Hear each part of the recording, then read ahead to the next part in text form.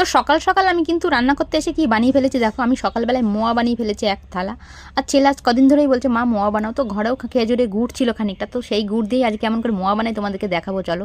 তো আমি কড়াইতে খেজুরে গুড় দিয়ে দিয়েছি আর গুড়টাকে বেশ একটু জাল দিয়ে নিচ্ছি এইভাবে।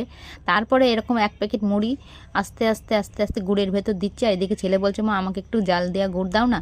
আর এই কথাগুলো শুনতে এত ভালো লাগে, এত ভালো লাগে কি বলবো। অনেক দিন আমার ছেলেপেলে হয়েছিল না, তখন আমি শুধু ভাবতাম কবে আমার ছেলেপেলে হলে আমি বায়না করবে মা এটা বানিয়ে দাও ওটা বানিয়ে দাও। আর এখন তারা যখন বলে তখন আমার খুব ভালো লাগে, এই কথাগুলো যখন বলে যতটা পারি তাদেরকে আমি করে দেওয়ার চেষ্টা করি।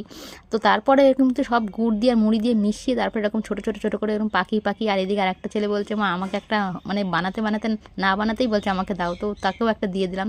তো তারপরে এরকম করে গোল গোল করে পাকিয়ে পাকিয়ে কিন্তু থালায় রাখবো, আর একটু পরেই কিন্তু এগুলো একদম শক্ত হয়ে যাবে, এখন একটু নরম নরম আছে। তো সবগুলো পাকানো হয়ে গেছে আর এখন এই অবস্থায় চলে এসছে, দেখো কেমন হয়েছে বলো তো।